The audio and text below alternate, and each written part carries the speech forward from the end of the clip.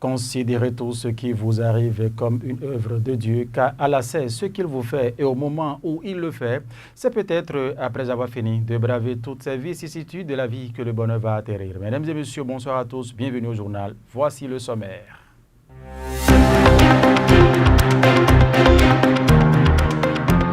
Mobilisation d'une forte délégation de la Fondation Malekhossou à Kandi week-end écoulé. L'objectif est de travailler pour la cohésion nationale après les tensions régionales entre le Bénin et le Niger.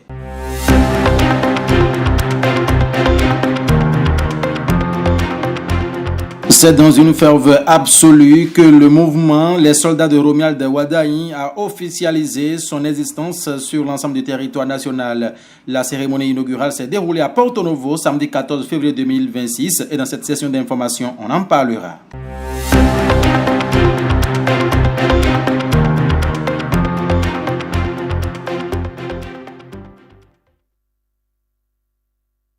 Audience au siège de la Fondation Malekhossou ce lundi 16 février 2026. Une délégation de Génération Solidaire pour une alternative plus responsable, conduite par son président Romulus Adiakidje, a été reçue par le président El Hadj, l'honorable Yakubu Malekhossou.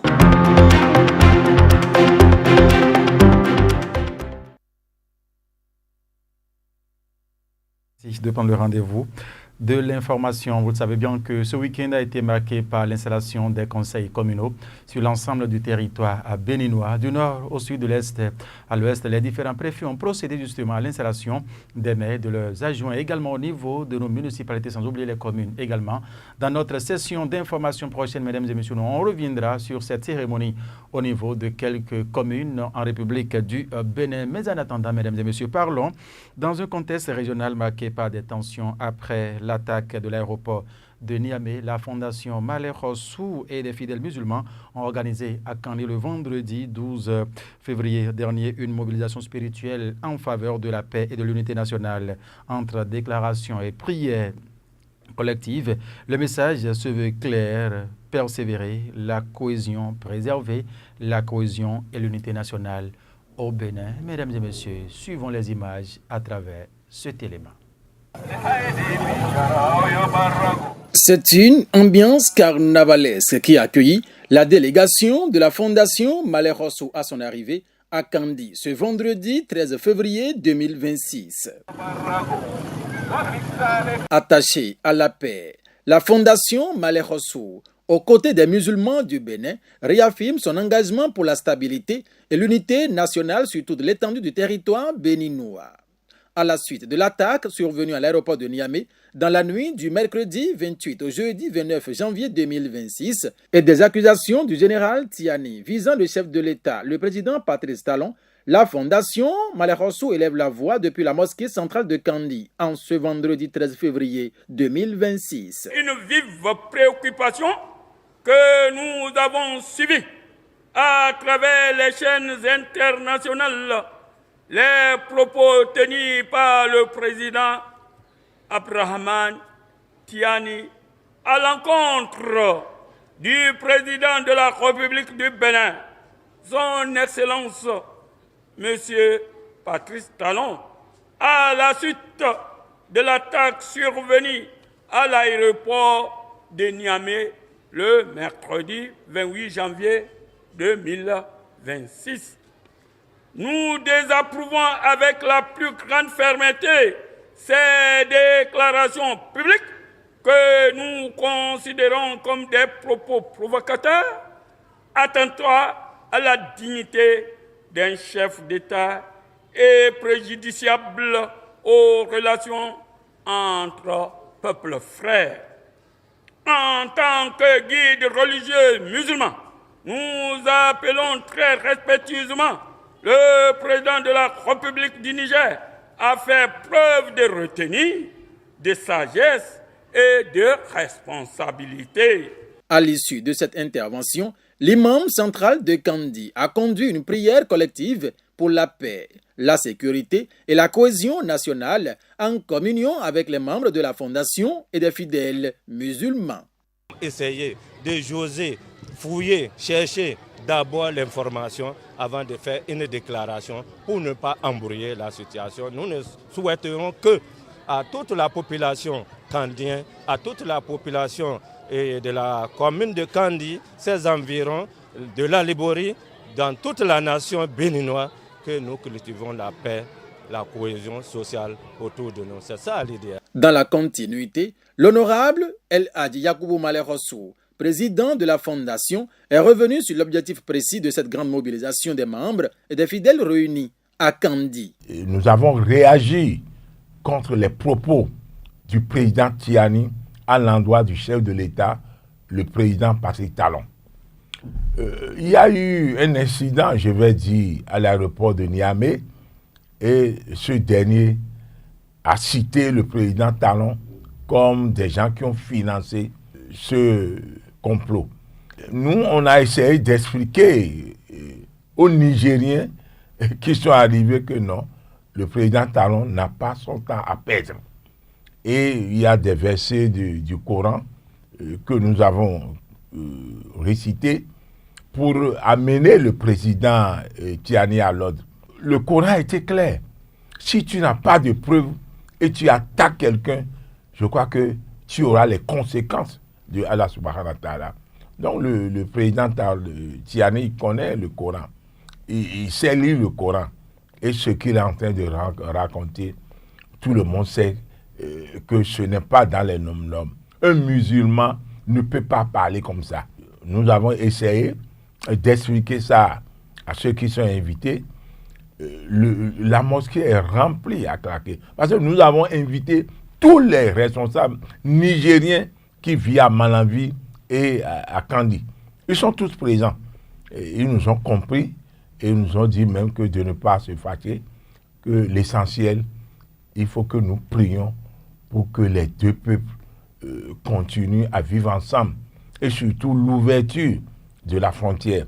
Ainsi, à travers cette mobilisation spirituelle et citoyenne, la Fondation Maleh Rossou et des fidèles musulmans réaffirment leur attachement à la paix, à la cohésion nationale et à la stabilité du Bénin. Un message d'unité lancé depuis Kandi en réponse aux tensions suscitées par les récents événements régionaux. La paix,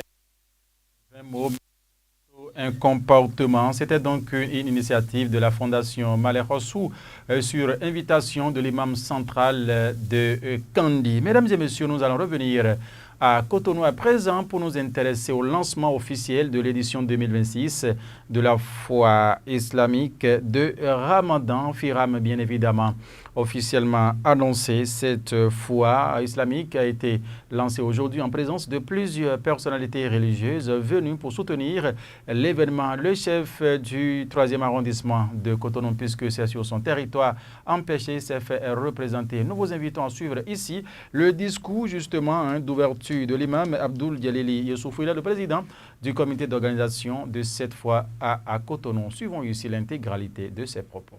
Je voudrais louer le Seigneur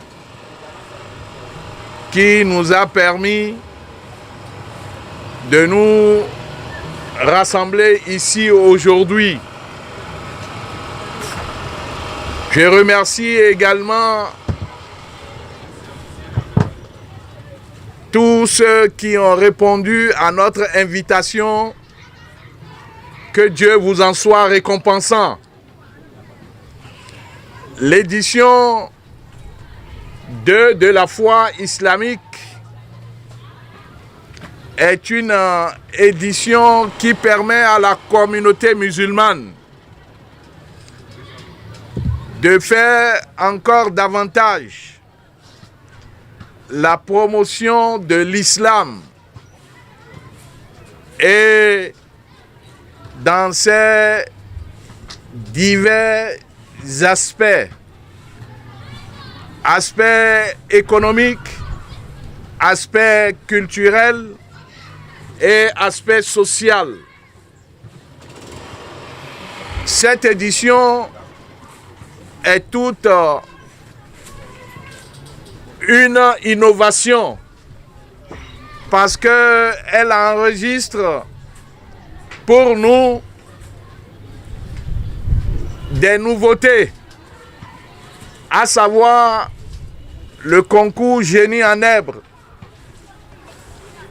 Nous avons également le concours du meilleur muezzin. Et nous avons des communications grand public qui sont animées par d'éminents islamologues et experts sur des thèmes bien précis dans le domaine religieux et également social. Je voudrais donc inviter particulièrement la jeunesse pour qui ces programmes ont été conçus afin de participer à la foi islamique, et nous invitons également la population afin de venir visiter les stands et de venir suivre les programmes de la foi islamique. C'est un rendez-vous inouï entre les opérateurs économiques et la population, un rendez-vous également entre les acteurs de la culture islamique et la communauté musulmane. Je voudrais, pour finir, prier notre Seigneur afin qu'il bénisse cet effort de l'Union islamique du Bénin et faire de sorte que les éditions à venir soient meilleures que les éditions précédentes. Merci pour votre attention et que la rencontre soit belle. Nous allons revenir dans nos prochaines éditions sur le compte rendu intégral de cette cérémonie de lancement officiel de la foi islamique du Ramadan Firam qui se poursuit au terrain de Midombo, c'est donc au quartier Akwapa dans la ville de Cotonou, qui a connu également la présence de plusieurs autres personnalités, nous l'avons dit tout à l'heure dans le lancement. Nous allons continuer cette session d'information par ici ce soir dans la fraîcheur matinale porteuse d'espoir et de renouveau. Les soldats de Romuald Wadagne se sont mobilisés samedi 14 février 2026 à la place en Sardine à Gboko dans le 2e arrondissement de Porto Novo. À travers cette cérémonie, ce grand rassemblement, mesdames et messieurs, ils ont porté sur la fond baptisme lancé officiellement le mouvement soutenant la candidature de Romuald Wadagne pour l'élection présidentielle du 12 avril 2026. Nous étions la partie, voici le compte rendu. Soldat de Romuald Wadagne, soldat de Romuald Wadagne, victoire, victoire, victoire. Et voilà l'autre gigantesque machine à broyer mise en branle depuis la cité de Ainovi. Porto Novo, la ville capitale, pour défier toute concurrence et conduit le duo Wadagne Talata à une victoire sans équivoque dans le premier tour le 12 avril 2026. Nous sommes les soldats de Romuald Wadagne. Les soldats de Romuald Wadagne, c'est son nom. Ce mouvement effectue sa sortie officielle ce samedi 14 février 2026. Les soldats de Romuald Wadagne, il ne s'agit pas de mouvement de plus, mais plutôt d'une organisation bien structurée avec un cahier de charges bien précis. Nous ne sommes pas réunis ici pour une simple formalité administrative ou une énième rencontre politique.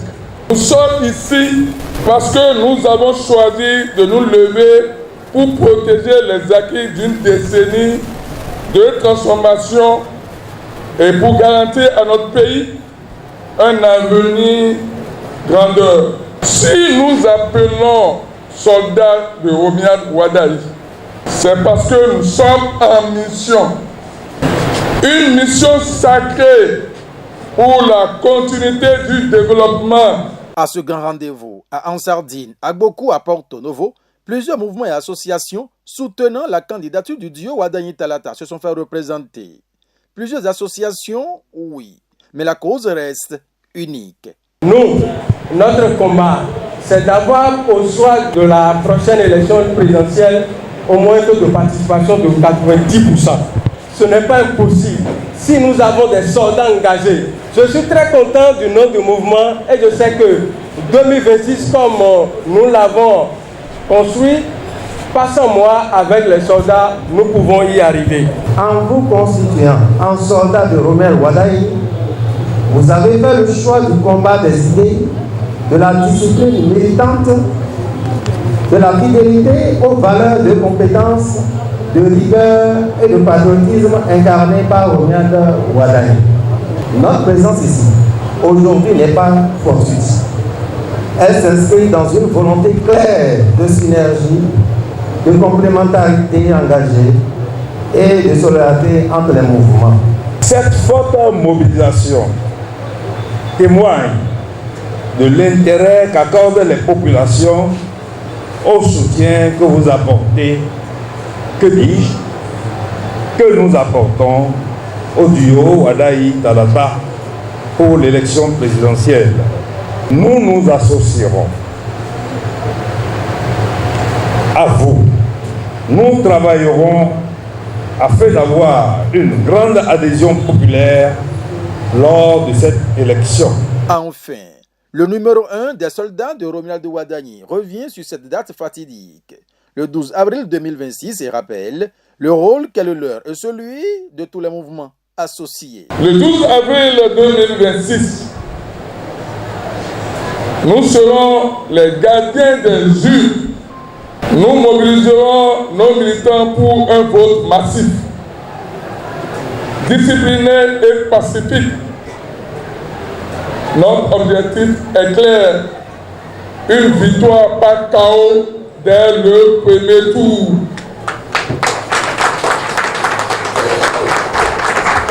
Nos coordinations communales et d'arrondissement seront installées.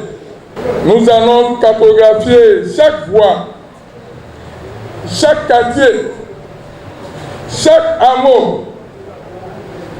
Nous allons opposer aux rumeurs la vérité des chiffres et des réalisations. Nous allons mener une campagne de proximité. Les soldats de Romuald Wadagne à l'assaut des primo-votants, c'est le cri de ralliement. El Hadj Abdoulaziz Amoussa et ses lieutenants affrontent ainsi les âmes pour le chaos retentissant du duo Wadagne Talata au premier tour. Ouverture officielle du siège des soldats de Romuald Wadagne à Porto Novo. Coupure de ruban, prestations artistiques sont entre autres d'autres moments forts qui ont marqué cet événement. C'était dans la cité de Aïnovi à Porto Novo, samedi 14 février 2025. Ce lundi 16 février 2026 s'est tenue une séance d'échange entre le président de la Fondation Malek Rossou, l'honorable El Hadj Yacoubou Malek Rossou, et une délégation de Génération Solidaire pour une alternative plus responsable, conduite par son président Romulus Adjakidje. Fondamentalement, était-il question de quoi? La réponse à cette interrogation, c'est à travers cet élément. Nous avions eu le privilège, n'est-ce pas, d'être reçus par le président de la Fondation Malek Rossou, bien sûr.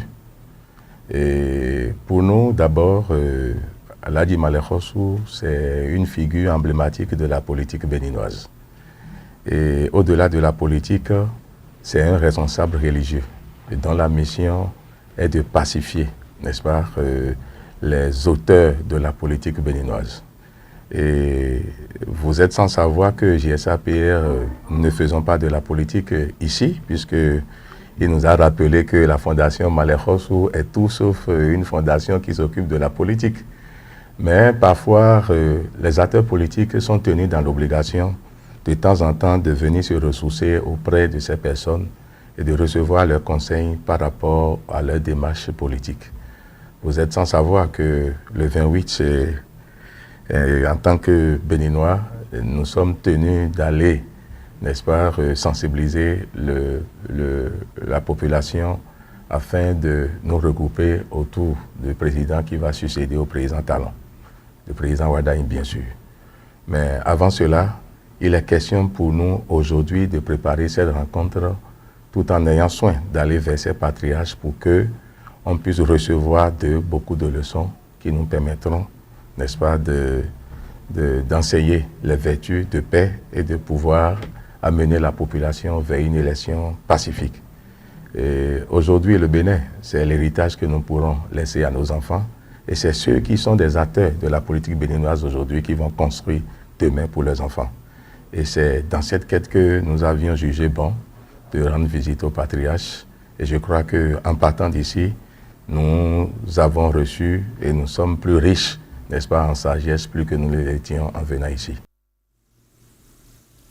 Mesdames et messieurs, ainsi prend fin cette session d'information que nous vous remercions d'avoir suivi.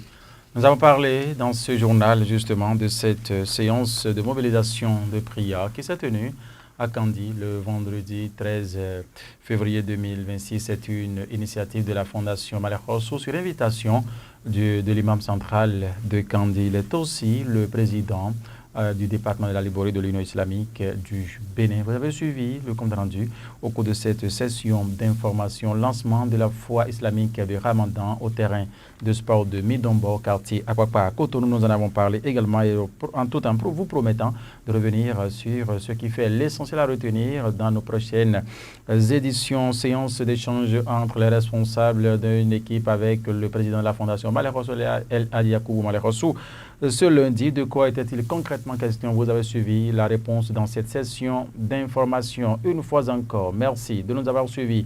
La voix des fidèles croyants, c'est l'unité, c'est la paix pour produire la cohésion sociale. Nous émettons donc en synchronisation, bien évidemment, avec la radio, la voix des fidèles croyants. Par anticipation, nous souhaitons très bon mois de Ramadan à toute la communauté musulmane. Nos antennes restent toujours ouvertes à tout un chacun de vous afin de faire passer les messages allant dans le sens de la paix. Portez-vous bien. Bonne soirée à vous. Au revoir.